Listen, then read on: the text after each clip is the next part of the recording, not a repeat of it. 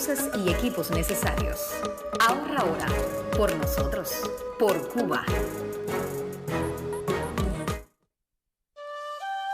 Las drogas te ofrecen su mundo. A cambio de destruir el tuyo, di no a las drogas.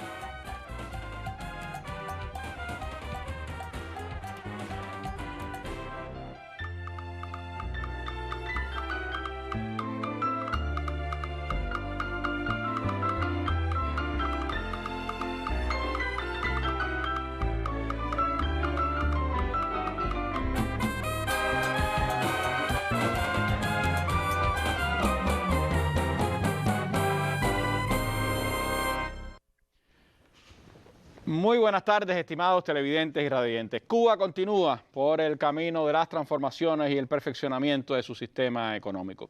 ¿Qué está pasando en la empresa estatal cubana en estos tiempos? ¿Cómo es el camino hacia la creación de las micros, pequeñas y medianas empresas estatales y no estatales en la economía cubana? Y otros temas de interés que podemos abordar en el ámbito económico serán el centro de atención de nuestra mesa redonda de hoy, que tengo el placer de estar compartiendo con el compañero Alejandro Gil Fernández, viceprimer ministro y ministro de Economía y Planificación de nuestro gobierno, y la compañera Joana Odriozola Guitart, viceministra del Ministerio de Economía y Planificación. Con ellos estaremos compartiendo esta casi hora y media de programa, en la que, bien les adelanto, estaremos estrenando canción por el Día de los Padres al final de nuestro programa de hoy. Así que acompáñenos en esta mesa redonda, una mirada a la economía cubana de hoy.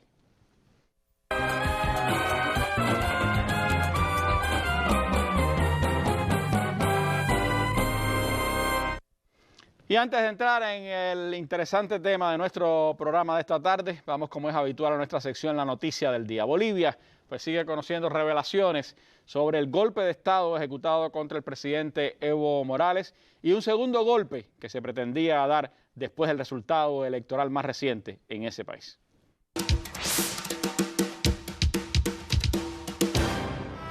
Familiares de las víctimas de las masacres ejecutadas durante el gobierno de Yanine Áñez acompañaron desde la calle la presentación de Carlos Mesa a la Fiscalía, donde fue citado por el llamado caso golpe de Estado. Del Carlos de Mesa incitado, ha habido masacres en Sencate, en Sacaba, han quedado niños huérfanos, hermanas viudas, por culpa de este señor Carlos de Mesa. Él es el principal incitador. No ha habido aquí un fraude, solo ha habido una gran mentira para romper el país, para romper la Constitución. Yanine Áñez, en su declaración en este caso, señaló que emisario de Carlos Mesa le propusieron hacerse cargo de la presidencia del país tras la renuncia del presidente Evo Morales el 10 de noviembre de 2019.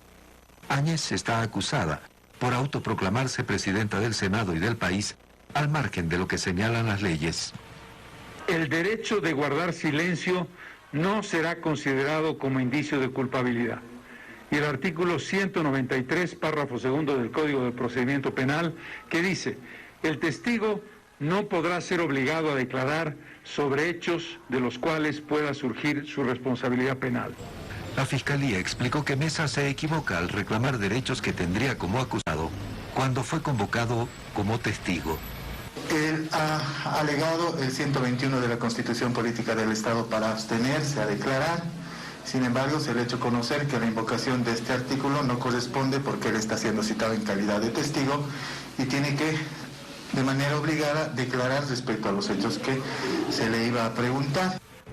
En el movimiento al socialismo se lamentó que el dirigente político no ayude al esclarecimiento de los hechos de noviembre de 2019 que han significado un alto costo para el país.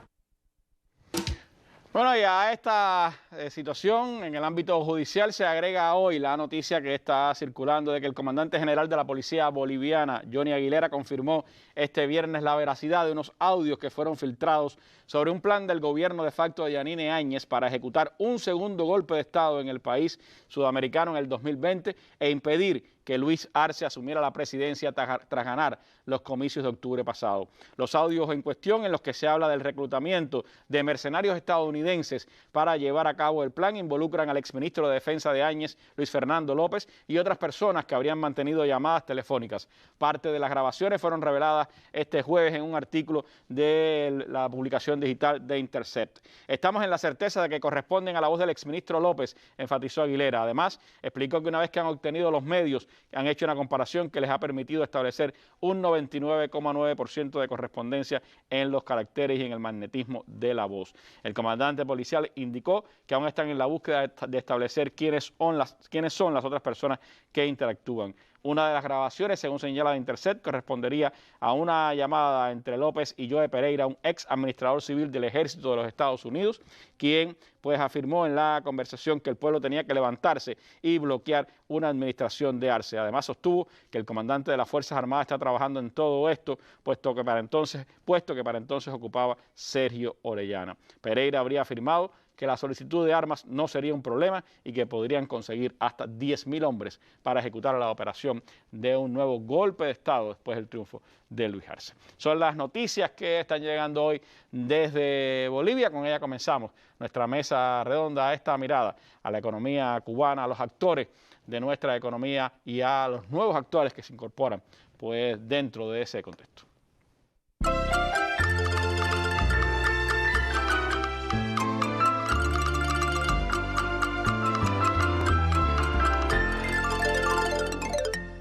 Entramos al 2021 con grandes retos y desafíos. La economía no tiene magia.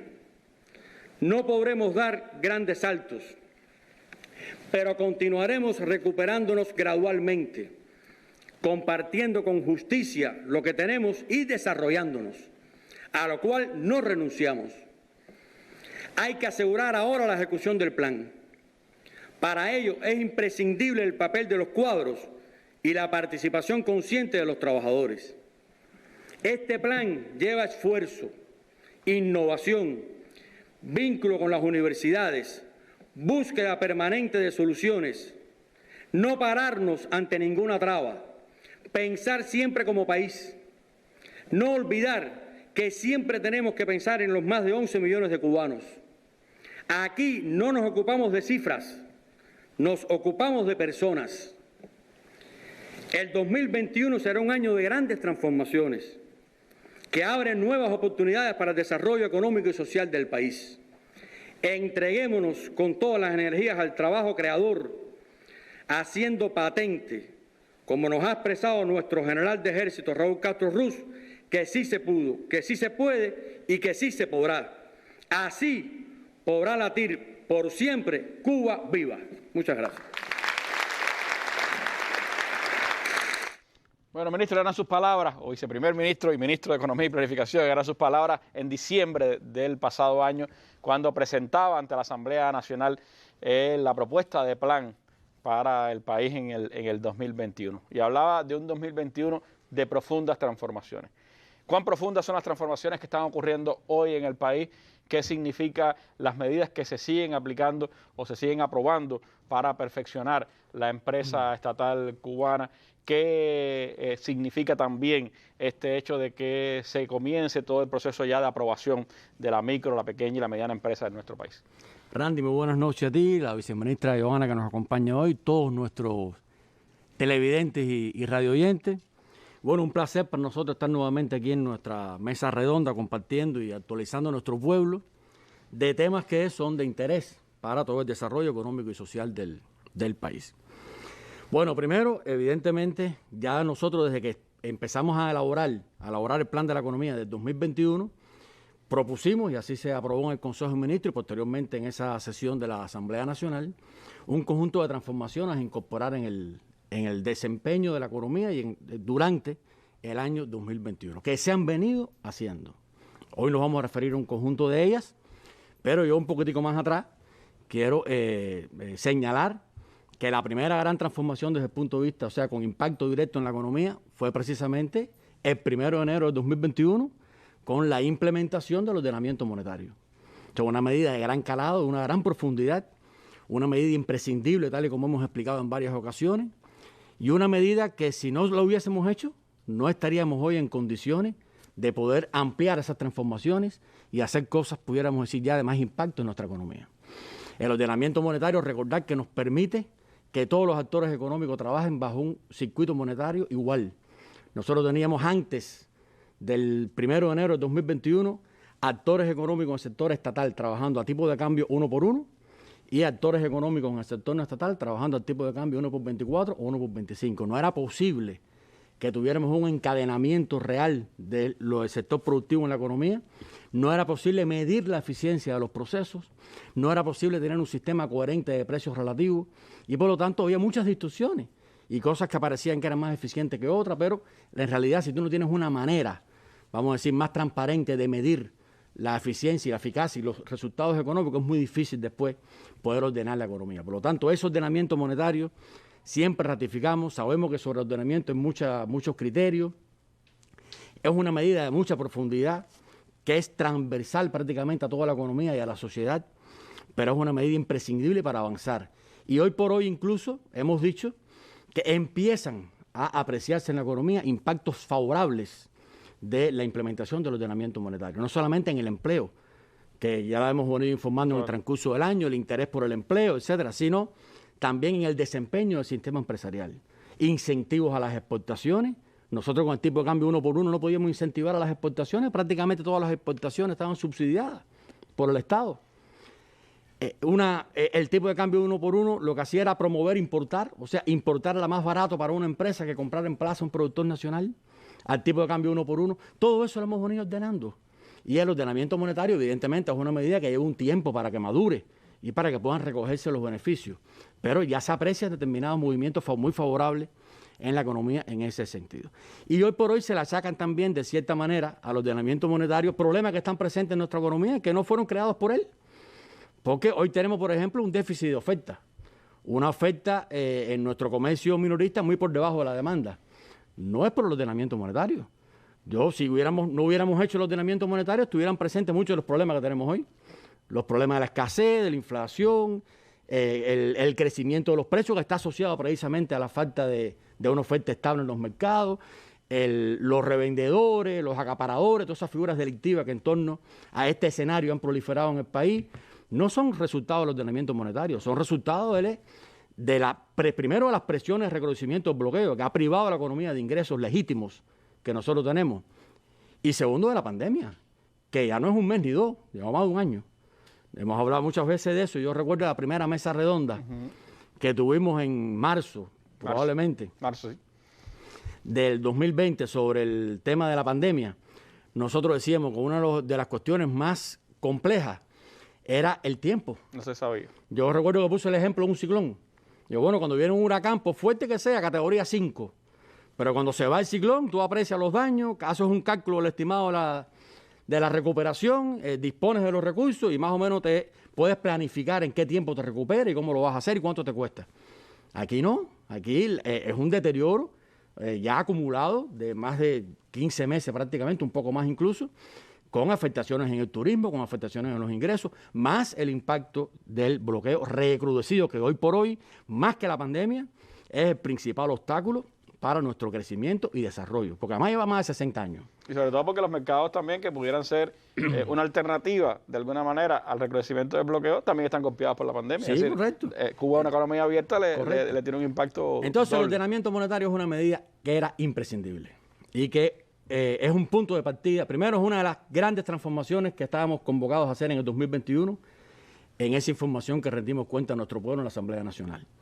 Y nos ha puesto en mejores condiciones para avanzar y consolidar un conjunto de transformaciones que vamos a explicar hoy. También aquí, que tiene que ver ya con una visión más integral del perfeccionamiento de los actores económicos. Los problemas que tiene el ordenamiento los hemos venido trabajando, los hemos venido escuchando al pueblo, hemos venido escuchando a los productores, se han rectificado muchas cosas.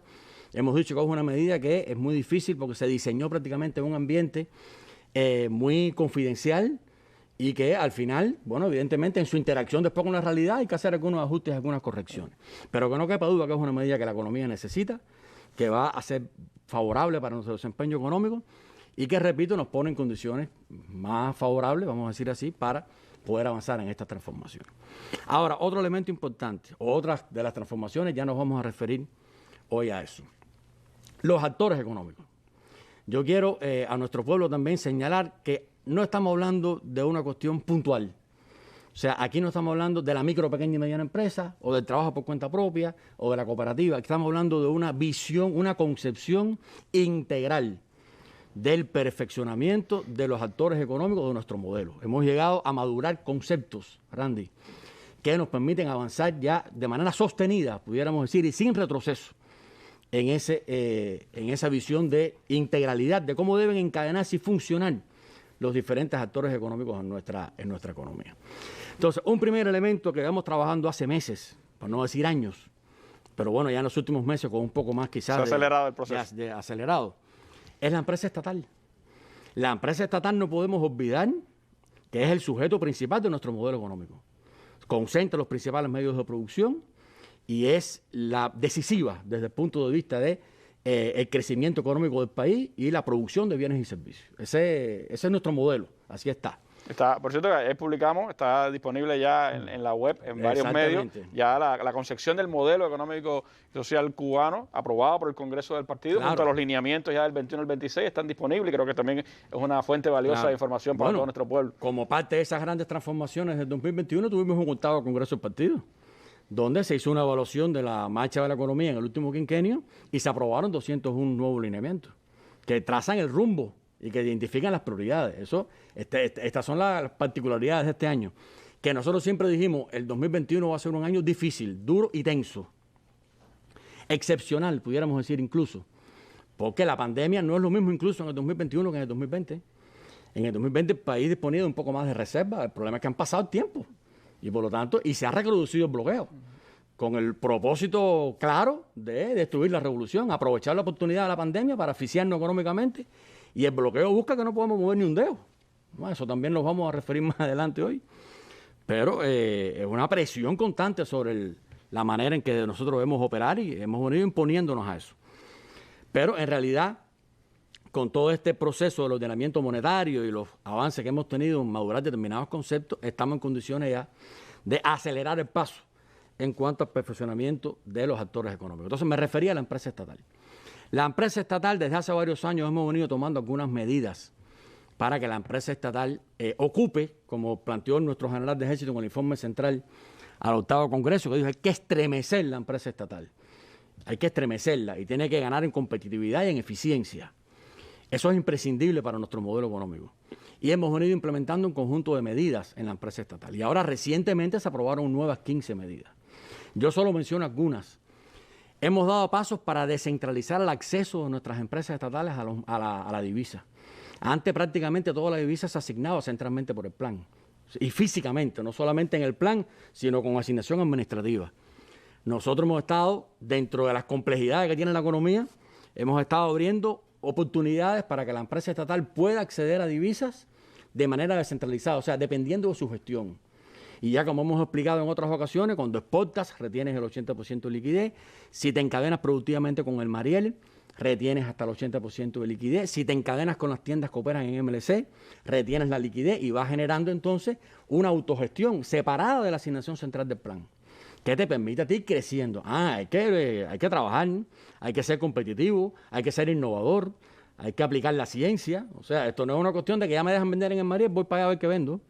O sea, y me quedo con el 80%. No. Y estamos pasando trabajo para que todas las empresas puedan reaccionar a la velocidad que se requiere. Incluso los parámetros que tenemos en el plan 2021 todavía están por debajo de lo que debíamos tener, desde el punto de vista de acceso a liquidez, ventas a Mariel, ventas a las tiendas. Eso requiere de mucha preparación de los cuadros empresariales que tienen que reaccionar ante una circunstancia diferente, y también los colectivos laborales tienen que asumir otra perspectiva. También lo decíamos en esa presentación en la Asamblea. Papel de los cuadros es decisivo en esto. La innovación, la búsqueda de soluciones, no mirar para arriba. Tienes más herramientas en las manos ahora para poder conducir tu empresa. Entonces, hemos venido dando pasos en esa dirección. Se han venido dando pasos para flexibilizar la retribución por el trabajo aportado en el sector empresarial. Todavía nos quedan cosas por hacer. Esto es lo bueno de esto también. Esto es un proceso de perfeccionamiento continuo. Uno no puede decir ya terminé, sino que va incorporando. Entonces, hemos dado paso para el sector empresarial estatal en el acceso a la retribución, o sea, en la retribución por el trabajo aportado. Y ya en el 2021 cambiamos el sistema. Quitamos el sistema de pago por resultado y pusimos un sistema de pago asociado a la distribución de las utilidades. Muchas empresas no han podido pagar la distribución de las utilidades porque no la tienen. Tenemos hoy por hoy más de 500 empresas en pérdida. Ese es el contexto económico en el que estamos, pero volvemos al mismo punto. No podemos esperar que todo se resuelva para hacer los cambios que tenemos que hacer. Si no hacemos los cambios que tenemos que hacer, más nos demoraremos en encontrar las soluciones. Y se penaliza a las que claro. que tienen utilidades. Entonces, hay empresas que tienen utilidades. Ya nosotros decimos, bueno, tú tienes un salario escala en este momento y tu ingreso móvil depende del resultado de la empresa.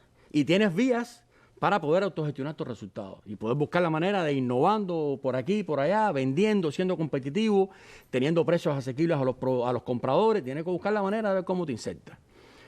Las más exitosas, las que aplican la innovación, las que aplican la ciencia, las que tienen un colectivo de dirección comprometido, las que discuten los planes con los trabajadores, las que buscan soluciones, las que no buscan que le digan de arriba qué es lo que tienen que hacer, tienen éxito y están prosperando. Ya hay ejemplos en Cuba.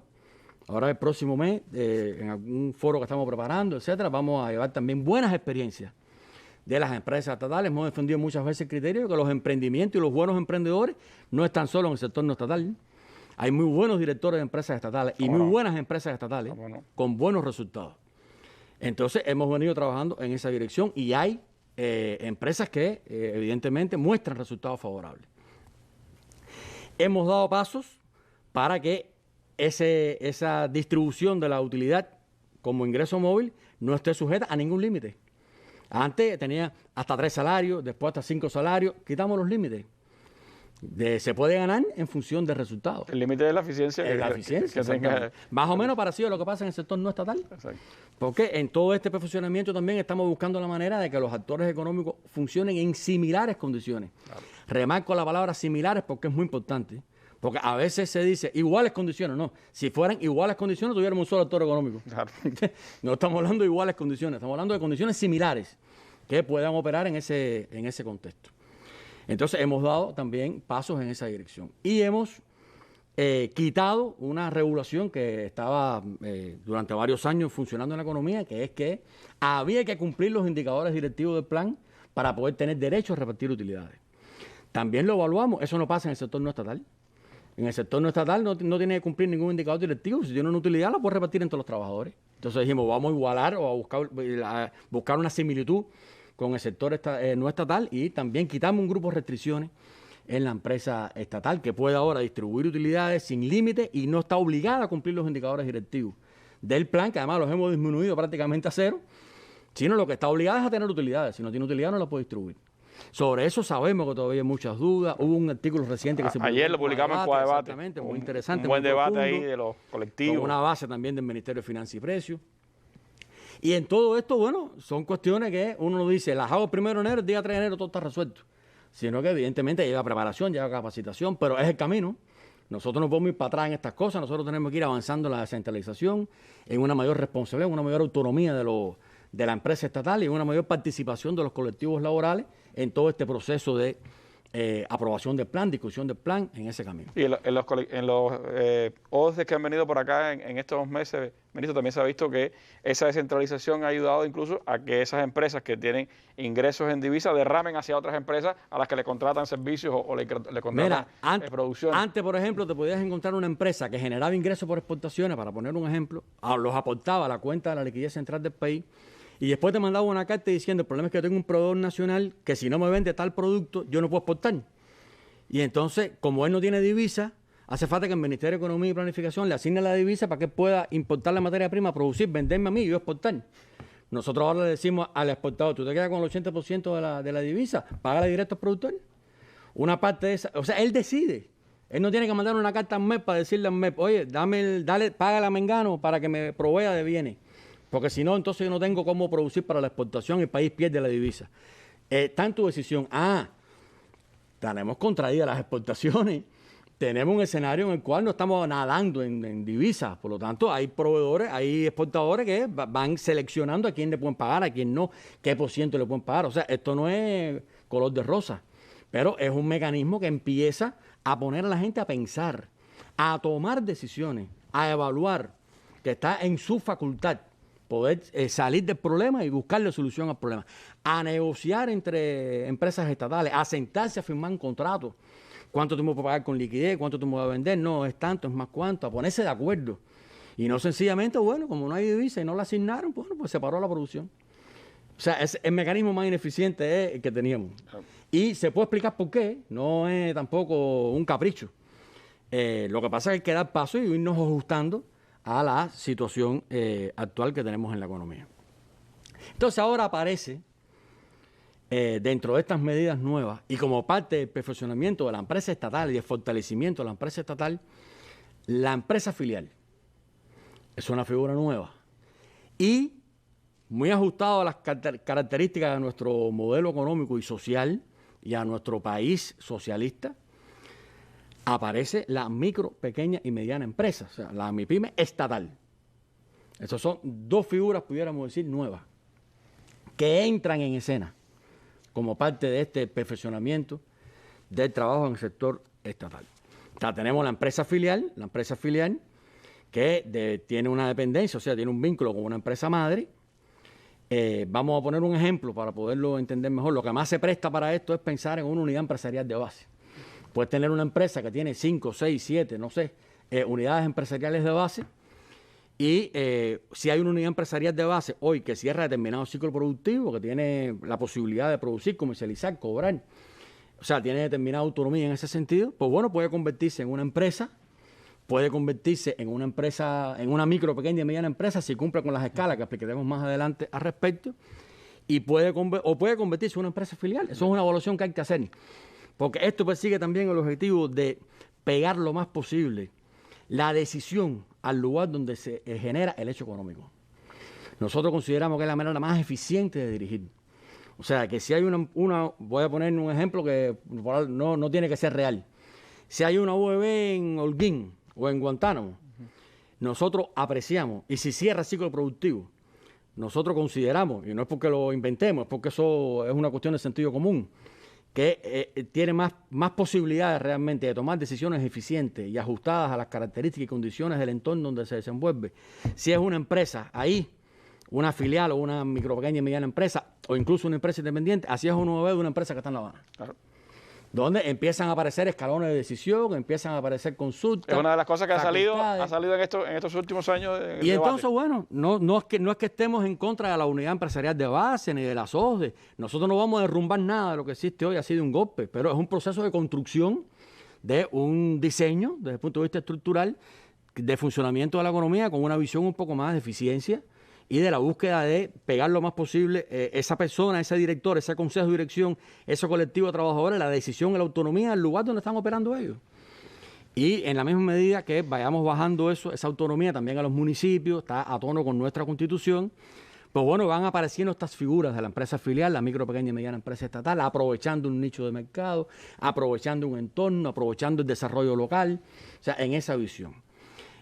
Vamos a decir que esto nos complementa, nos amplía el horizonte de perfeccionamiento de la empresa estatal. Y tenemos que seguir haciendo cosas. Pero cuando tú te insertas ahora, eso es un tema que hemos hablado mucho con Giovanni y con otros compañeros, los intercambios que hemos tenido. Cuando te insertas en evaluar cuáles van a ser las facultades y la autonomía de una micro, pequeña y mediana empresa estatal. Bueno, a una micro, mediana empresa estatal le vamos a autorizar, voy a poner un ejemplo, le vamos a autorizar que pueda decidir libremente sobre los salarios que le aplican a los trabajadores. Porque además estamos planteando que una micro, pequeña y mediana empresa estatal va a tener un sistema de gestión similar o igual en lo posible a una empresa, micro, pequeña y mediana empresa privada. Bueno, vamos a dejar que la directora y el consejo de dirección establezcan la escala salarial y no tengan que regirse por una escala salarial central del país. Muy bien, cuando te haces esa pregunta, con sentido común un compañero te dice, ¿y por qué no hacemos lo mismo en la entidad de Nacero? O sea, ¿por qué esa facultad la vamos a reservar solo para la micro, pequeña y mediana empresa y no para la gran empresa estatal?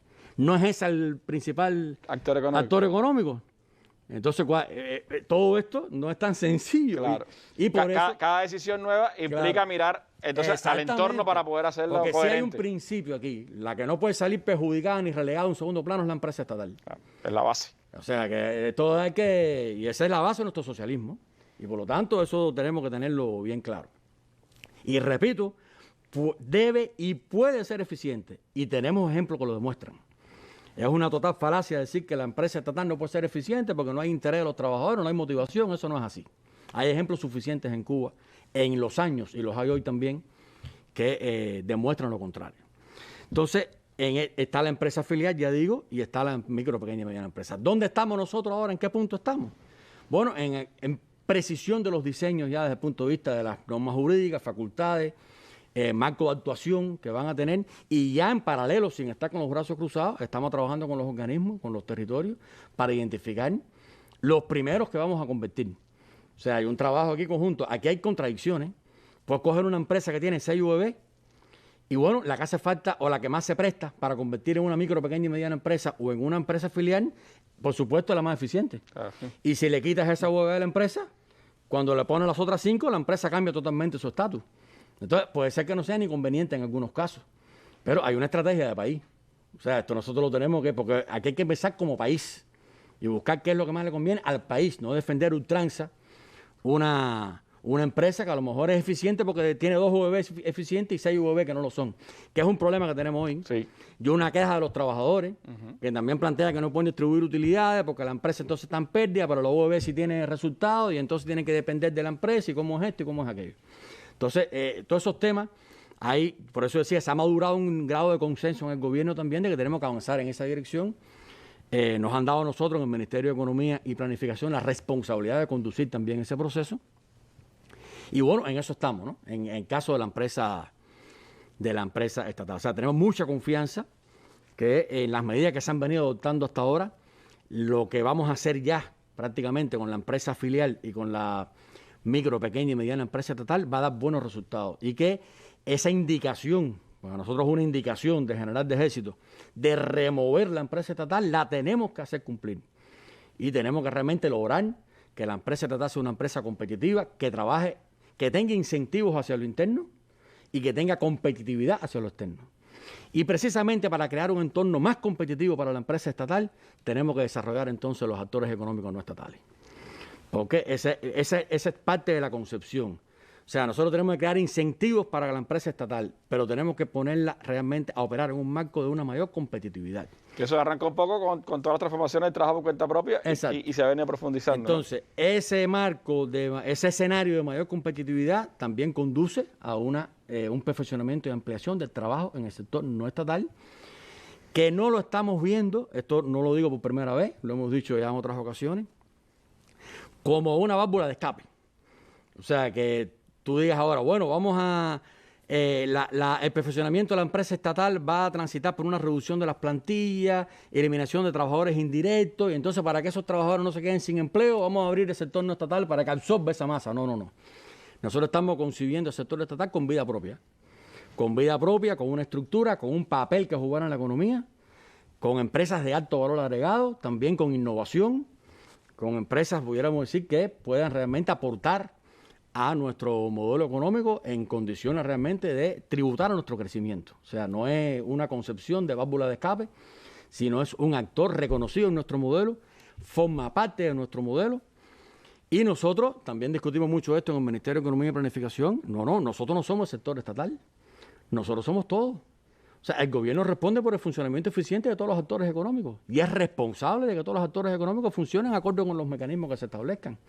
No es que a nosotros nos toque entonces proteger al sector estatal y bueno, el sector no estatal que se la arregle como pueda, ¿no? No es ese el papel del gobierno. Somos tan responsables porque funcione eficientemente una empresa estatal a como porque funcione eficientemente el sector no estatal.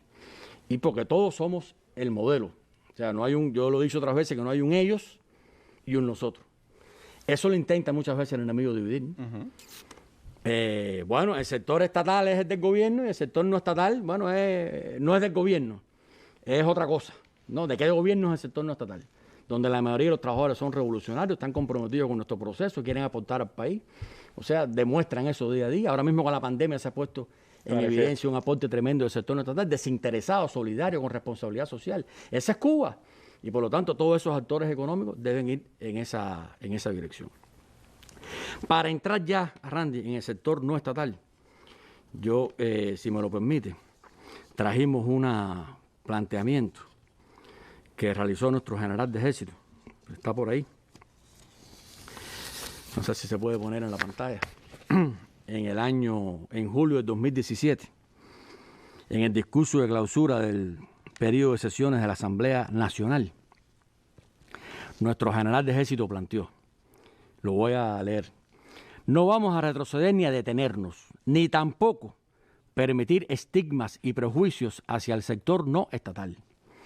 Pero es imprescindible respetar las leyes, consolidar lo avanzado, generalizar los aspectos positivos que no son pocos y enfrentar resueltamente las ilegalidades y otras desviaciones que se apartan de la política establecida.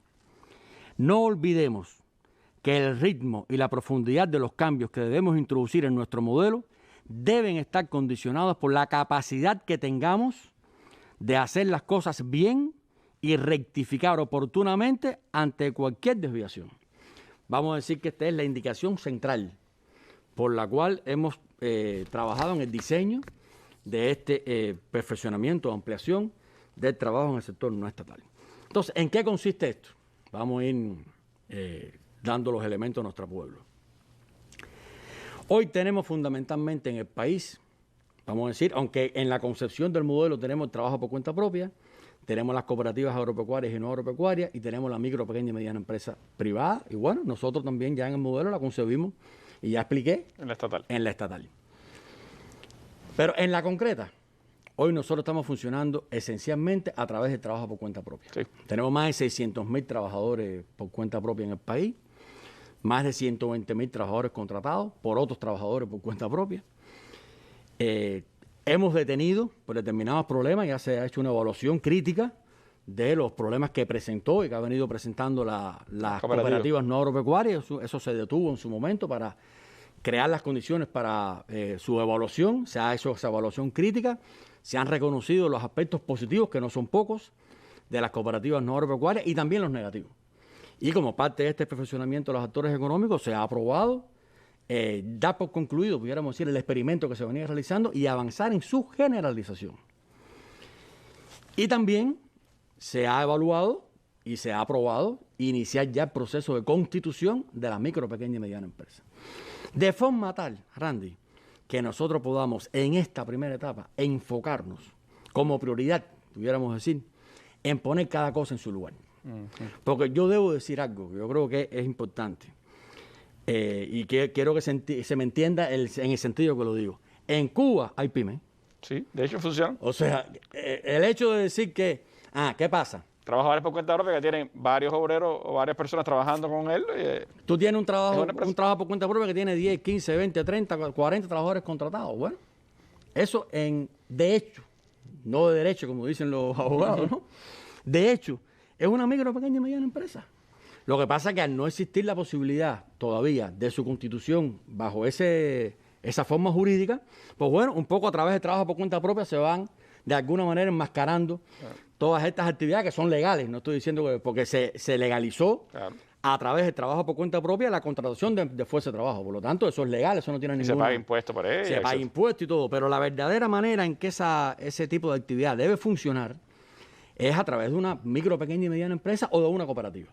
Al nosotros tener detenido el experimento de las cooperativas y no tener la posibilidad de la constitución de la micro, pequeña y mediana empresa, bueno, pues todo va por el sector del trabajo por cuenta propia y hay una distorsión, pudiéramos decir, de los objetivos y un freno, una traba, pudiéramos decir, también para el desarrollo del sector no estatal. Nosotros tenemos que enfocarnos en esta primera etapa en poner cada cosa en su lugar. ¿Qué significa poner cada cosa en su lugar? Bueno, significa, primero, el trabajo por cuenta propia debe ser esencialmente el trabajo autónomo. El trabajo mío, yo sé, no digo mío personalmente, quiero decir, el trabajo de una persona. Yo soy un trabajador por cuenta propia. Bueno, soy un trabajador por cuenta propia, trabajo por cuenta propia y trabajo yo. No tengo 10, ni 15, ni 20 trabajadores contratados. Usted es un plomero, no una brigada de construcción. Yo puedo tener 2, 3 trabajadores contratados, puedo tener un ayudante. Yo soy un albañil, puedo tener un ayudante. Claro. Yo tengo un almendrón, puedo tener un chofer contratado. No se limita a 0.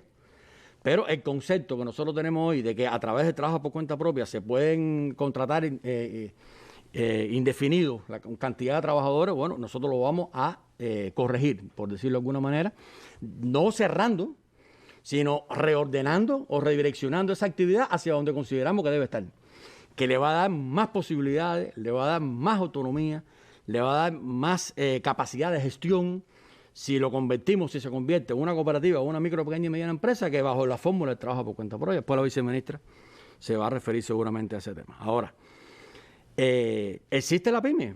Aquí de lo que se trata es de buscar la manera de cómo eso se mueve. Entonces nosotros, al legalizar, o sea, al abrir el experimento de las cooperativas ya de manera, pudiéramos decir, sin restricción, o sea, ya quitar la paralización temporal que tiene y dar los pasos para la constitución de la micro, pequeña y mediana empresa privada, pues el primer paso, la primera prioridad es ordenar lo que tenemos hoy. Eso va a dar un tiempo, evidentemente, eso no, tú no puedes decir, eso mañana ya todo el mundo va para la cola que le toca. Si tú eres esto, va para esta cola, si tú vas para aquella. Sino, eso lleva un tiempo y lo vamos a hacer. Miren lo que dice aquí, lo que ya leí. No olvidemos que el ritmo y la profundidad de los cambios que debemos introducir en nuestro modelo deben estar condicionados por la capacidad que tengamos de hacer las cosas bien y rectificar oportunamente ante cualquier desviación. Esta transformación, que no es sencilla, que no es una cuestión puramente administrativa, que no es que ir a un registro y poner una cruz en un papel, lleva evidentemente un proceso de preparación de condiciones, lleva un proceso de preparación incluso de capacitación de esos actores económicos, y lleva un proceso lleva una gradualidad. Una gradualidad, Randy, que no significa posponer. Una gradualidad, o sea, la gradualidad no quiere decir que no va a ser hoy, que va a ser dentro de 6 meses. La gradualidad significa que tenemos que ir conduciendo centralmente por el gobierno el proceso para garantizar un acompañamiento efectivo, que no haya ninguna distorsión y que podamos aprovechar este escenario para ir ordenando y poniendo cada cosa en el lugar que le corresponde. Entonces, eso es un elemento importante. Vamos a tener, repito, trabajo por cuenta propia, esencialmente trabajo autónomo, con las características que ya explicamos aquí. Pasamos a una lista de actividades autorizadas, a una lista de actividades prohibidas. Se pueden presentar proyectos donde haya más de una actividad. O sea, todo eso se mantiene. Lo único que estamos limitando es... Limitando no. Estamos ordenando. Direccionando la contratación de personal. Haciendo que verdad sea trabajo por cuenta propia. Hacia lo que exactamente. Estamos poniendo las cosas en el lugar donde realmente corresponde. Y dando todos los espacios para liberar las fuerzas productivas, para quitar trabas, para que haya realmente una responsabilidad social de estos actores económicos ya desde el punto de vista jurídico, para que puedan constituirse personas jurídicas, para que pueda separarse el patrimonio individual del patrimonio de la entidad.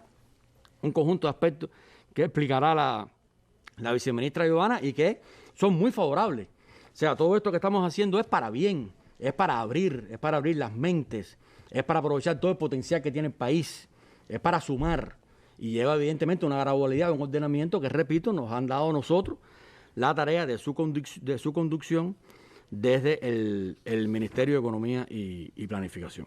Ahora bien, la micro, pequeña y mediana empresa privada y la estatal. Pues repito, cuando hablamos de micro, pequeña y mediana empresa, no estamos distinguiendo. Similares condiciones. No estamos distinguiendo. La micro, pequeña y mediana empresa privada. Bueno, la primera fuente de creación de la micro, pequeña y mediana empresa privada son los actuales negocios de trabajadores por cuenta propia que tienen contratación de personal. Vamos a decir que esa es una primera prioridad. Claro. Repito, porque en esta primera etapa lo que más nos está ocupando es poner cada cosa en su lugar. No significa que vamos a parar nada. O sea, no significa que no hay un nuevo emprendimiento, un nuevo negocio, que uno le diga, no, hasta que nosotros no tenemos esto, no puedes venir a hacer la cola, por decirlo de alguna manera. Sino que eso lo vamos a ir llevando en paralelo. Es una gran carga de trabajo que tenemos nosotros que organizar. Estamos trabajando en eso, por supuesto, porque hay más de 120.000 trabajadores contratados en Cuba. O sea, el trabajo por cuenta propia no son 3 ni 4 negocios. Y por lo tanto, se lo tenemos que ordenar bien. Y no vamos a parar nada. Estamos trabajando en esa dirección para que se pueda, en paralelo, abrir nuevos negocios. Pero sí es una conducción, repito, central y una evaluación que tenemos que hacer para que tenga un acompañamiento efectivo por el gobierno. Entonces, hay una escala que quiero explicar, que hemos hecho muchas evaluaciones en cuanto a cuál debe ser ajustado a nuestro modelo, la dimensión de una micro, pequeña y mediana empresa. ¿Qué cosa es una micro, pequeña y mediana empresa? Pues bueno, en el mundo, que nosotros no somos el mundo, ni tenemos por qué compararnos con el mundo. Muchas veces la gente dice, no, porque no nos parecemos al mundo. No, es que esto es una cosa diferente. Esto es un país socialista enfrentando un bloqueo de más de 60 años, que responde por más de 11 millones de personas, con una visión de justicia social, que no tiene en su modelo económico previsto la privatización del país, que defiende un modelo productivo socialista. Por lo tanto, no, el mundo, vamos a ver la experiencia del mundo, pero también veamos cómo está el mundo. ¿Cuál es el mundo con el que nos tenemos que comparar? Entonces, bien, y nuestro pueblo está bien claro de eso. Y sabe que es lo que nos estamos jugando en todo esto y en este momento. Por lo tanto, hemos hecho una evaluación ajustada a nuestras condiciones, a nuestras características. ¿Cuál es la dimensión de una micro, pequeña y mediana empresa? Entonces, ahí trajimos una diapositiva, si la pueden poner, ahí está. Estamos concibiendo micro, pequeña y mediana empresa, estatales y privadas, como ya dije. Todas van a tener un modelo de gestión similar, un mismo modelo de gestión. O sea, queremos que la facultad y la autonomía sea la misma, no dependa del tipo de propiedad. Y en este momento hemos seleccionado el indicador de número de ocupados. Hay determinadas, en el mundo hay formas diferentes. Volumen de facturación, hay miles de fórmulas. O miles no, hay más de una. 2 o 3 fórmulas. Sí, hay más de una. Hemos seleccionado, ajustado nuestras condiciones, porque además enfrentamos los ordenamientos monetarios y de alguna manera perdemos series históricas de comparabilidad. Claro, en este momento de la facturación, o sea que hay que un poco ser objetivo en esto, ¿no? Hemos tomado el indicador de ocupado para su definición con los rangos que a continuación se muestran. Una microempresa es una empresa que tiene entre 1 y 10 ocupados. Una pequeña es una empresa que tiene más de 10, o sea, de 11 hasta 35. Y una mediana es una empresa que tiene de 36 hasta 100. Esa es la escala de ocupados. Hoy no hay límites desde el punto de vista de facturación. Esa es la escala de ocupados que por donde vamos a arrancar esto. Y repito, esto es un proceso de perfeccionamiento continuo. No quiere decir que esto perdure 100 años. A lo mejor de aquí al año que viene estamos aquí discutiendo y diciendo, oye, esto cambia para acá, vamos a poner la facturación también. Vamos a irnos un poco que...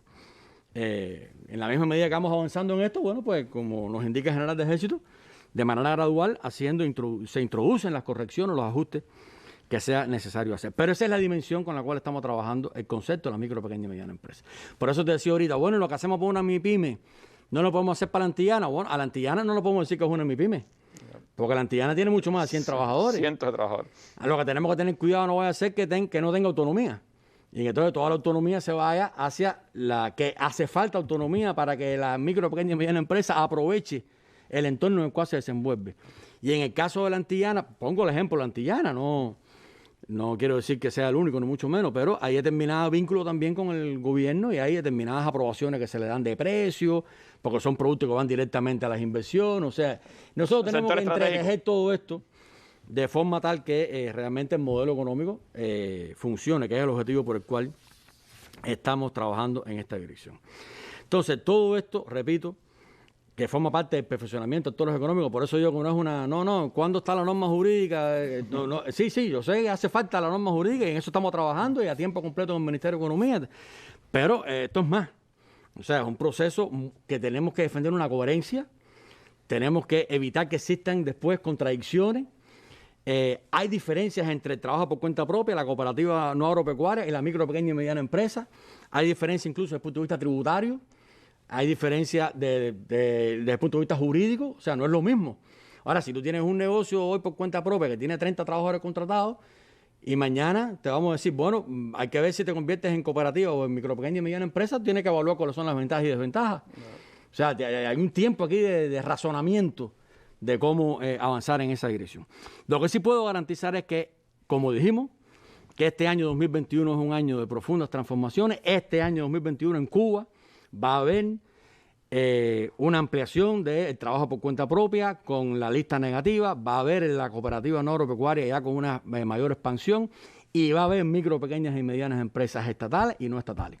Y estamos trabajando aceleradamente en paralelo en el diseño de las prioridades y en las normas jurídicas, a lo cual se referirá nuestra viceministra Giovanna. ¿Cómo se ordena jurídicamente todo este entramado? Eso conoceremos un poco ahora en esta mesa redonda. Siga con nosotros. Gracias, viceministro. Un portal digital que hace noticias y análisis desde la palabra, los sonidos y las imágenes. Por eso, cada semana, lleva a la web su espacio audiovisual desde Cuba. Podemos decir que el gobierno electrónico de Cuba está en una primera etapa de implementación. Una producción de Cuba Debate TV que da rostros, movimiento y sonidos a los hechos más notorios o polémicos de la realidad cubana. El gobierno electrónico tiene un enfoque más asociado a la posibilidad y a la capacidad que tenemos de usar las tecnologías para cambiar, para modificar los procesos con que se gestiona la administración pública. Un tema diferente cada semana, puntos de vista diversos, una mirada múltiple y concentrada a la Cuba de estos tiempos. Disponible en Facebook, YouTube y Picta. Dale clic.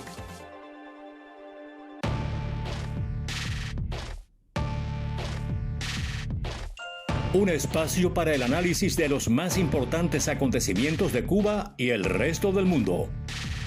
Más de 20 años con la participación de reconocidos analistas y personalidades.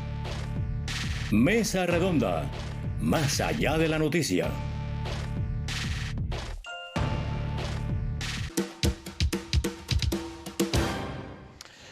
Bueno, ¿cómo es el proceso de organización y de ordenamiento, legalización de estas nuevas figuras, de este nuevo actor económico en la economía cubana? ¿Cómo se va a interrelacionar? ¿Cómo será coherente con el resto de los actores económicos? Sobre eso me gustaría que la viceministra Giovanna Odriozola pues nos explicara cómo se ha ido trabajando todo este proceso, cuáles serán un poco las características a las que apunta debe tener una micro, pequeña y mediana empresa y cómo hacerlo coherente en el escenario en el que estamos hoy en Cuba, ¿no?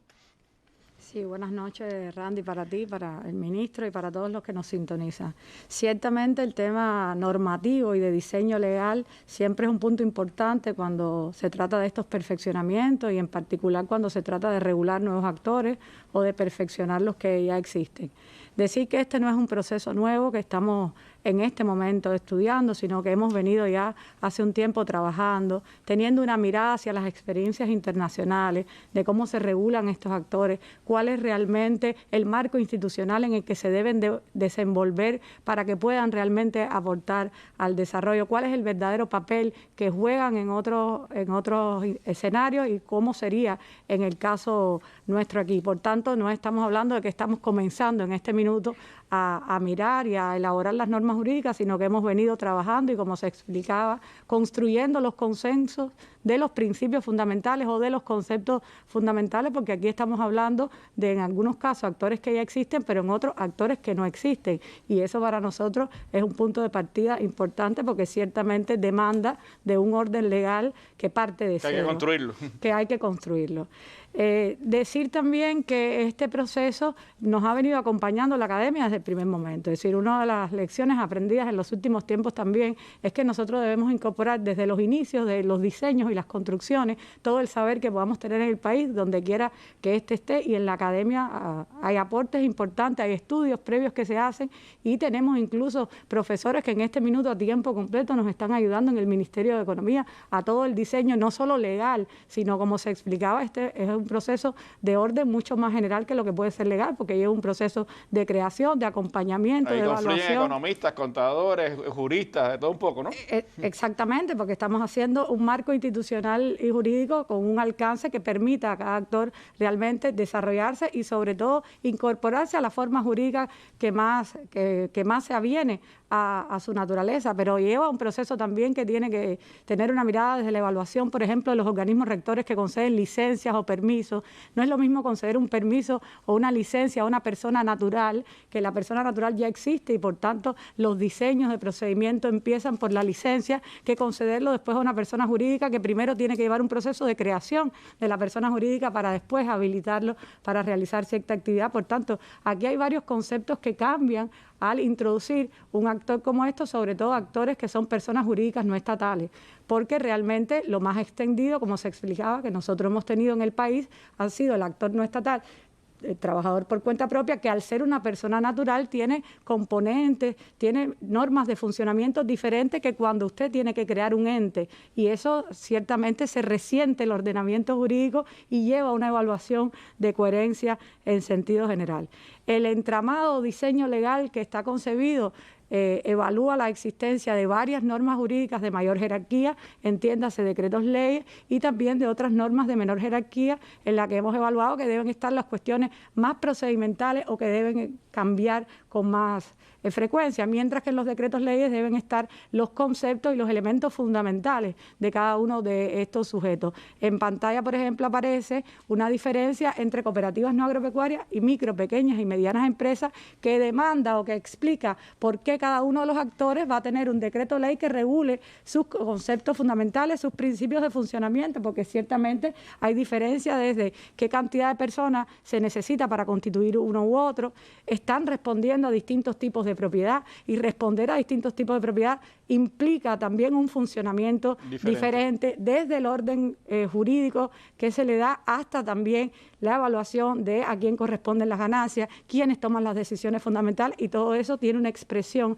normativa importante. La forma jurídica que adoptan también los hace diferentes, y las dimensiones, o como ya se explicaba, que el caso de la micro, pequeña y mediana empresa privada tiene en nuestra concepción del modelo económico unos límites que tienen que ver con hasta mediana empresa, que como se explicaba con el indicador de ocupados comienza digamos, o es el indicador que hemos seleccionado. Decir que en el caso del decreto ley o el proyecto de decreto ley de micro, pequeña y mediana empresa es el más complejo tal vez al que nos estamos enfrentando por tres razones fundamentales. La primera es que este es un actor que, como expliqué, no existía, no tiene referente y no tiene antecedentes en nuestro ordenamiento jurídico. La segunda es porque va a asumir una forma jurídica organizativa que tampoco existe en nuestro ordenamiento, que es la sociedad de responsabilidad limitada. SRL por su sigla. Esta es una forma jurídica que existe y que en Cuba solamente se reguló en el Código de Comercio, que está vigente en el siglo XIX. Por tanto, tenemos que en el decreto ley que regula los elementos fundamentales de la micro, pequeña y mediana empresa, regular todos los aspectos conceptuales y jurídicos que se avienen a una sociedad de responsabilidad limitada, que no tiene, como explicaba, ningún antecedente en el país. Por tanto, a diferencia de lo que pasa en otros ordenamientos de otros países, que las normas de micro, pequeña y mediana empresa son relativamente cortas, porque lo que hace es definir qué cosa es una micro, pequeña y mediana empresa y qué vínculos tiene con el Estado. En el caso nuestro tenemos que regular las características, pero también este tipo de sujeto que no existe, porque no tenemos una ley de sociedades que está concebida en el cronograma legislativo, pero para un momento posterior.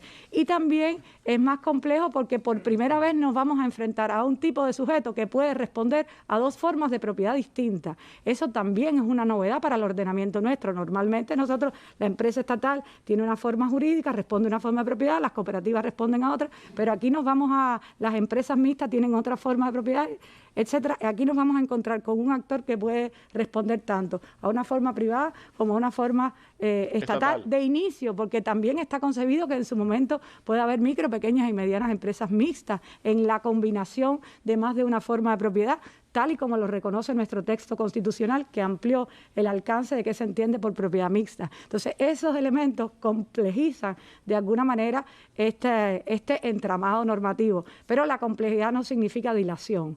Nosotros, como decíamos, son cuestiones que hemos venido trabajando, que tenemos el acompañamiento y que donde hay una construcción de consenso. Pero no se queda el entramado normativo en estas normas de general, digamos, de mayor jerarquía. Hay resoluciones que hay que mirar también diferentes desde los organismos, porque como nosotros hemos tenido un proceso... Los ministerios tendrán que adecuarse ahora a estas situaciones, ¿no? Y además nosotros hemos tenido un proceso paulatino de creación de actores en distintos momentos y hemos normado entonces para ese actor que se crea. Por tanto, con este perfeccionamiento, poner, digamos, sobre la mesa todos los actores que se van a crear, hay que dar una mirada incluso en términos de similares condiciones, como se explicaba. Porque lo que decía el ministro, de que al darle cierta autonomía a las empresas, usted tiene que mirar entonces qué va a pasar con la empresa estatal o qué va a pasar con la cooperativa. Es decir, exactamente. No es tomar una decisión aislada. Y no puede ser que entonces aparezca que usted tiene una norma para conceder un permiso a la empresa estatal o al trabajador por cuenta propia y no exista ese mismo permiso para los nuevos actores. Por tanto, la mirada desde el ordenamiento es una mirada desde arriba en el entendido de que tiene que estar mirando todo el ordenamiento. Pero también tiene que haber una coherencia entre estas normas que estamos trabajando, porque el principio de que cada una de las actividades o de los negocios que existen pueda adecuarse o pueda optar por la forma jurídica que más se aviene a ello, implica que nosotros podamos dar similares condiciones en las cuestiones que son objetivas. Y eso también es un tema que en el ordenamiento nuestro lo tenemos que mirar. Pongo un ejemplo. Nosotros en los últimos tiempos hemos tenido, por ejemplo, la tendencia de que cada vez que regulamos a un actor queremos incorporarle la mayor cantidad de elementos de regulación en la norma para concentrar en la norma, y eso tiene esa explicación, la mayor cantidad de elementos que tengan que ver con ese actor. Sin embargo, eso desde el punto de vista jurídico tiene realmente efectos que pueden ser nocivos. Ata mucho. No ata mucho, pero además cuando se modifica la norma, digamos, general, que es a la que habría que mirar para ello, entonces se le pone vieja a usted las otras normas. Es decir, si usted tiene un decreto ley de contratación económica en Cuba, por ejemplo, que regula cómo deben ser los contratos entre todos los actores de la economía, no tiene sentido que cada vez que vaya a regular a un actor vuelva a repetir lo que dice la norma de contrato, porque además el día que se modifique la norma de contrato, entonces todas las demás se ponen viejas. Entonces, en ese proceso de definición del diseño y sobre todo de una arrancada que logre que no existan contradicciones y superar los vacíos legales, es la visión con la que estamos. Y como se decía, como es un proceso evolutivo, hay cuestiones que van a venir a posteriori, es decir, hay cuestiones que tienen que ver con políticas públicas que después tendrá que el Estado ir evaluando para realmente lograr que estos actores se inserten coherentemente y sobre todo que logren aportar al desarrollo del país, porque la mirada que nosotros queremos darle a los actores no estatales es una mirada estratégica, en el sentido que no sean actores de supervivencia o que solo resuelvan temas de empleo, como pasa muchas veces en otros países, fundamentalmente en América Latina, sino que agreguen valor, sino que puedan exportar, que puedan realmente canalizar incluso el talento que nosotros podamos tener en función del desarrollo del país. Y por eso esa mirada estratégica no se logra solo con el orden jurídico inicial, sino con las políticas públicas que podamos ir aprobando poco a poco en términos de incentivos que le permitan a estos nuevos actores realmente discurrir por el camino del desarrollo del país. Yo creo que también es importante entender que, como se decía, esta posibilidad de la existencia de estos actores implica beneficios para los negocios que hoy existen y que están bajo la modalidad... Yo quería preguntarle, porque ¿qué puede diferenciar? Es decir, ¿qué puede hacer más atractivo para un trabajador por cuenta propia que tiene a 10 contratados, en vez de seguir siendo un trabajador por cuenta propia, ser una microempresa?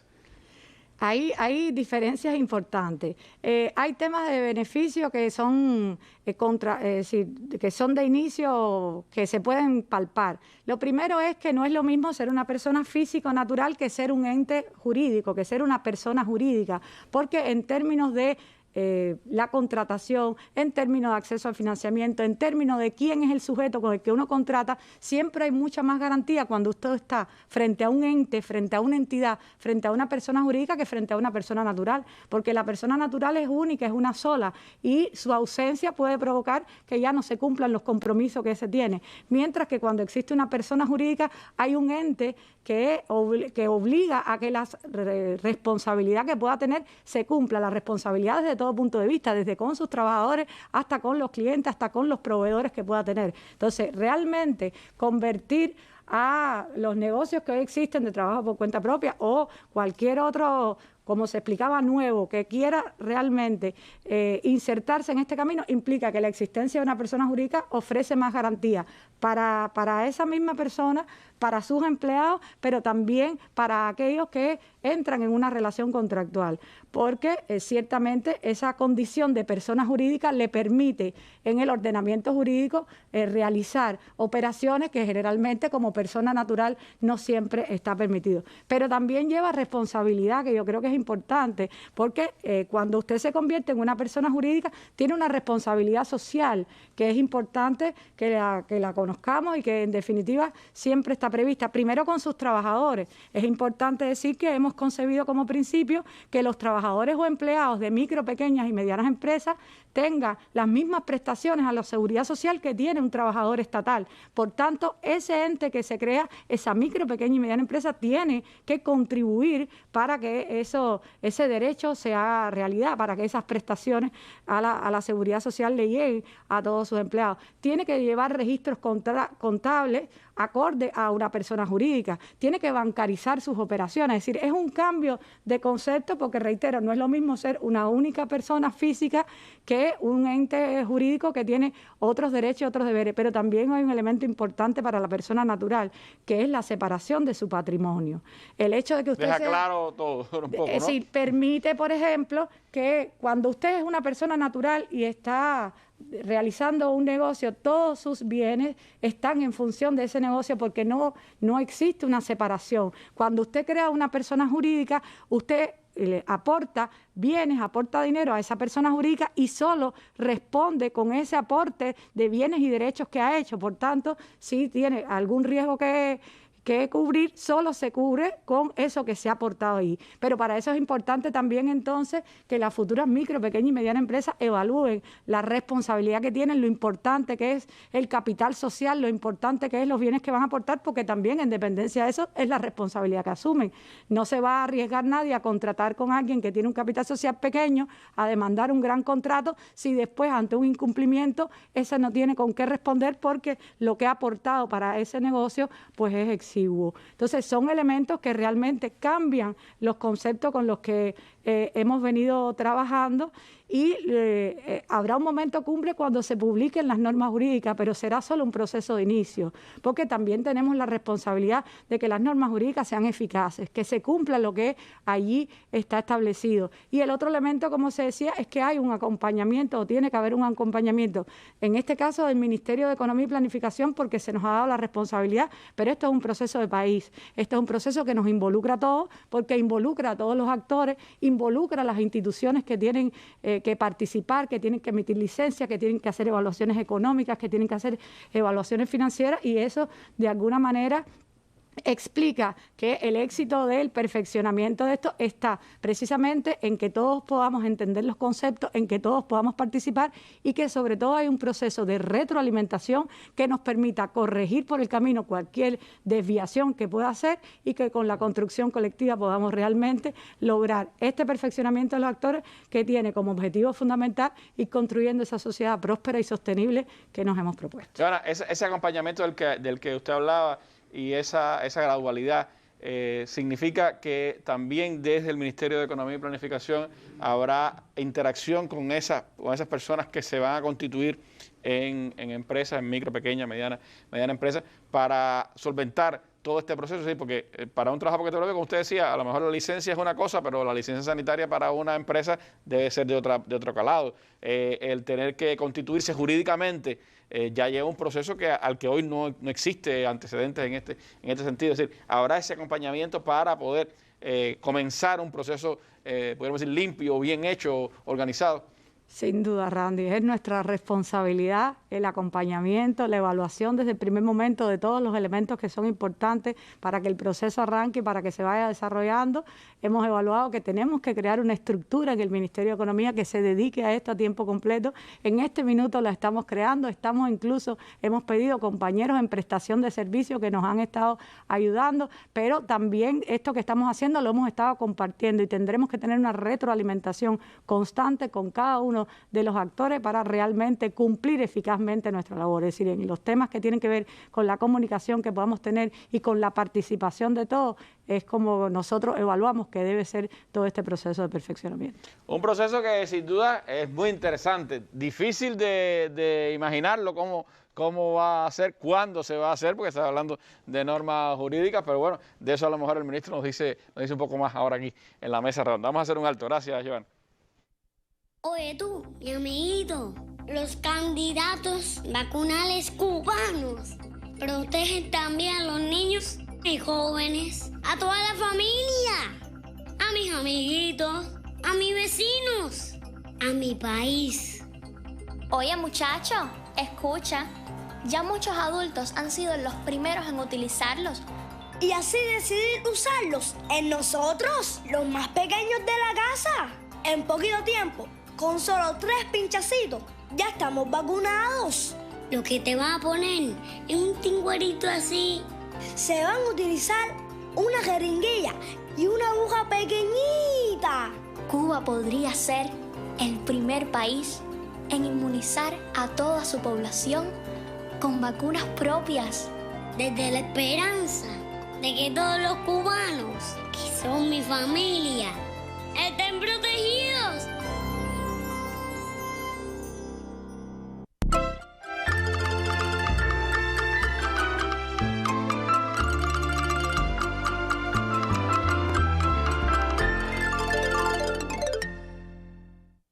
Bueno, ministro, todo esto que explicaba Ivana implica un trabajo serio que se ha tenido que ir haciendo y construyendo para poder llegar a este proceso ya de la confirmación de que vamos hacia la construcción de las MIPYMES en el país y, por supuesto, todo el entramado jurídico que eso lleva. Eso implicará, usted decía con mucha certeza, 2021 será. ¿Cuándo? ¿Cómo? ¿Tenemos todas las posibilidades realmente de arrancar el proceso? Sí, Randy, el proceso arrancó. Como explicaba la viceministra Ivana, nosotros en el Ministerio de Economía ya estamos trabajando con compañeros incluso en prestación de servicios, estamos creando las condiciones y hay un trabajo intenso. Ya incluso hice algunas normas que están ya diseñadas, o sea, están elaborados los proyectos de normas y lleva evidentemente un proceso de conciliación con los diferentes organismos que intervienen, los globales, todos los organismos que de alguna manera participan con las licencias de los trabajadores por cuenta propia. O sea, estamos en ese proceso de conciliación que la indicación que tenemos del presidente, por supuesto, el primer ministro, es que se acelere lo más posible con el objetivo de crear las condiciones para implementarlo con la mayor brevedad. ¿Hay visualización incluso de cuáles pudieran ser las primeras? En paralelo ya estamos nosotros trabajando en la hoja de ruta, vamos a decir, desde el punto de vista ya de cuáles van a ser las primeras micro, pequeñas y medianas empresas y empresas filiales que vamos a constituir en el sector estatal. Estamos pensando, como decía la viceministra, fundamentalmente, incluso en el sector no estatal también. Ya decía que la primera fuente, la base fundamental es los trabajos por cuenta propia, el trabajo por cuenta propia que existe hoy bajo la formulación del trabajo por cuenta propia y que va a ser mucho más conveniente constituirse como una micro, pequeña y mediana empresa. Pero tenemos, por ejemplo, entidades que ya están exportando, formas de gestión estatales que están en procesos de exportación. Tenemos los parques científico-tecnológicos. O sea, tenemos la producción de alimentos, son prioridades que tiene el país. Nosotros ahora no podemos estar, tenemos que enfocarnos, la prioridad fundamental es enfocarla donde más impacto, o donde un impacto más práctico, más inmediato pueda tener en las principales demandas que tiene nuestra economía. Por lo tanto, hacia ahí va dirigido, vamos a decir, la acción fundamental. Nosotros estamos ahora en el mes de junio, estamos entrando, nosotros apreciamos que entre los meses de, lo que resta del mes de junio y el mes de julio, podemos avanzar ya en el proceso de conciliación, pudiéramos decir diseño de conciliación, con la complejidad que dice la viceministra. Entonces, esto no es una resolución de 2 páginas, hay decretos, leyes, y hay que hacer un proceso de consenso para que no haya contradicción de ningún tipo. Esto es una transformación profunda, que no puede ahora salir una norma y dentro de 15 días empezar a corregirla. Pudiera ser, pero estamos trabajando para que eso no suceda, ¿no? Entonces, en lo que resta del mes de junio, el mes de julio, avanzar en el proceso de conciliación. Tenemos que desarrollar un proceso de capacitación también. Y yo diría que le vamos a entrar con mucha más velocidad a esto a partir ya en la concreción de mediados del mes de agosto y el mes de septiembre. A partir de ahí, pudiéramos ya nosotros tener un proceso de despegue. Yo repito que esto no es una carrera contra el tiempo, desde el punto de vista de que hay cuestiones que tenemos que precisar bien para que no haya ninguna incoherencia. Y por supuesto estamos trabajando con la indicación del presidente, del primer ministro y todo el consenso del gobierno con la mayor agilidad posible. El propósito, repito, el propósito fundamental es liberar las fuerzas productivas, es quitar trabas, es dar todas las oportunidades bajo un régimen legal, es que las actividades puedan desarrollarse según lo que realmente son, es que hay un sistema coherente tributario, es que hay una responsabilidad fiscal, que se paguen los impuestos, que todo se haga bajo un escenario más legal, exactamente. Y yo pudiera decir que esto arrancó, arrancó a partir de los consensos que hemos venido construyendo y a partir de la aprobación del Consejo de Ministros de avanzar ya aceleradamente en el perfeccionamiento de los actores económicos. Es un proceso que arrancó ya. Estamos ahora, yo digo, para nada con los brazos cruzados, en paralelo trabajando diseño de normas jurídicas y conciliación de las normas jurídicas, porque esto no es una norma que se hace en el Ministerio de Economía y Planificación, yo la firmo y se acabó. Entonces, hay una conciliación con los diferentes organismos de la economía. Y estamos trabajando en paralelo, no vamos a esperar que estén todas las normas para entonces ver por dónde arrancamos, sino estamos trabajando en paralelo ya en la organización de todo el proceso, buscando incluso la mayor que haya el mayor impacto desde el punto de vista electrónico, evitando la burocracia, que haya planillas digitales. O sea, estamos trabajando en todo ese sistema informático también. Hay una experiencia ya en el Ministerio de Trabajo con la ventanilla, que estamos aprovechando también para extenderlo. O sea, todo es un proceso que ratificamos que en 2 o 3 meses nosotros estamos pudiéramos decir, en mejores condiciones desde el punto de vista ya del basamento jurídico. Pero ya desde hoy estamos trabajando en eso. O sea, esto es un tren que arrancó y es un tren que vamos a conducir con esa gradualidad en una marcha, pudiéramos decir, sin retroceso y permanentemente avanzando hacia adelante. Yo quería, Randy, si me lo permite, un poco que pues, sobre este mismo tema, nuestro presidente y primer secretario del Comité Central del Partido, en el discurso de clausura del 8º Congreso del Partido, en el mes de abril de este año, repito, año tenso, complejo, pero de grandes transformaciones, planteó, y quiero leer, tenemos una diapositiva ahí, quiero compartir con nuestro pueblo, planteó que es preciso dinamizar el proceso de actualización del modelo económico y social, que es en lo que estamos trabajando, y la implementación de la estrategia y del Plan Nacional de Desarrollo Económico y Social hasta el 2030, que es otro asunto de gran envergadura, que no es el objetivo de esta mesa redonda. Pero que tendremos que en algún momento votar también. Exactamente, porque son cosas nuevas en las cuales estamos avanzando en medio del complejo contexto que enfrenta el país. Sigo leyendo. Combinando flexiblemente la relación entre la necesaria planificación, la descentralización y la autonomía indispensable para el desarrollo territorial, mesa redonda que se hizo hace unos días aquí, con la participación de todos los actores económicos, incluyendo la empresa estatal, las micro, pequeñas y medianas empresas y las cooperativas. Esto está en el informe, o sea, en el discurso de clausura del 8º Congreso del Partido en el mes de abril. Y, por supuesto, hemos venido ya, después se evaluó, se hicieron las propuestas, se evaluó en el Consejo de Ministros, se aprobó en el Consejo de Ministros, y estamos en el proceso de implementación, pudiéramos decir. Por lo tanto, aquí nos está esperando más decisiones desde el punto de vista, estamos buscando la manera, ya está decidido cómo ir avanzando en esta tarea, repito, con una visión integral, y lo que estamos es ya en procesos de implementación.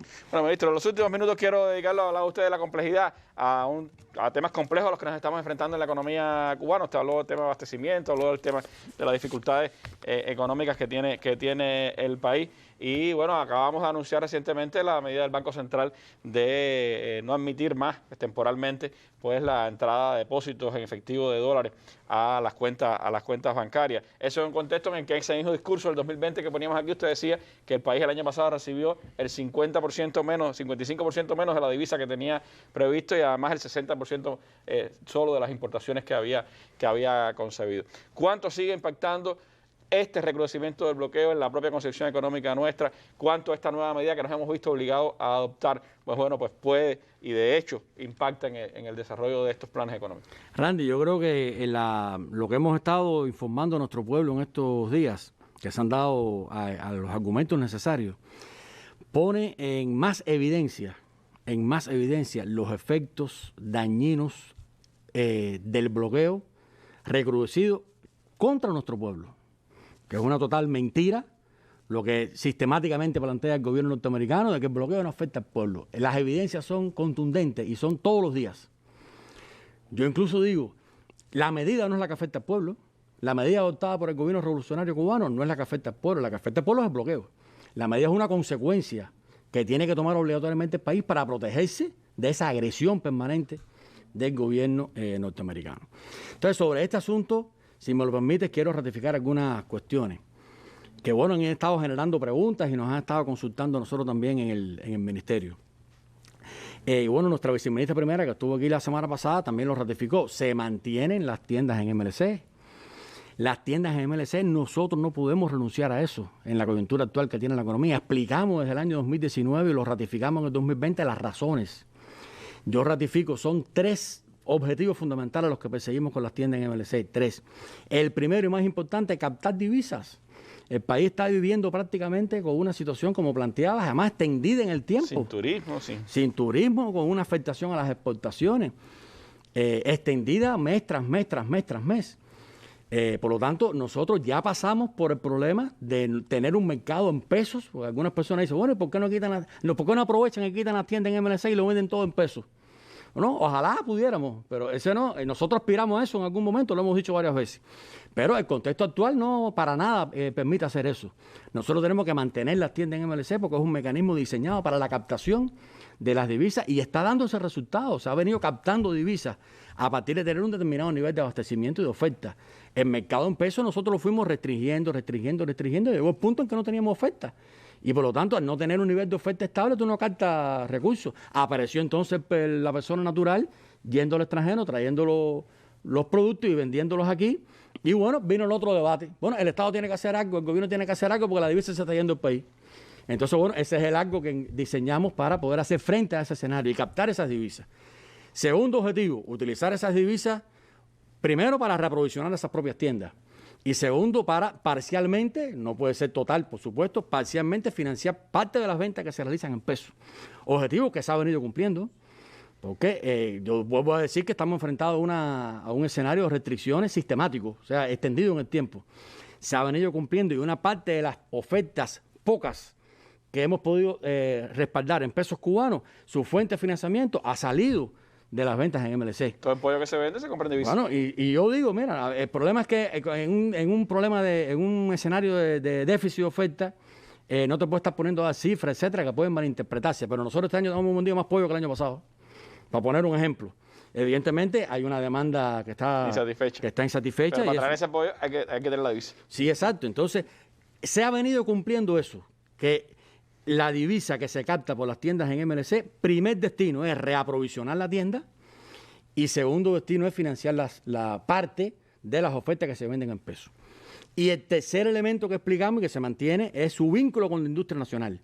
O sea, la posibilidad entonces de que esos dólares no salgan para afuera para respaldar los inventarios con importación y pueden conectarse con la industria nacional.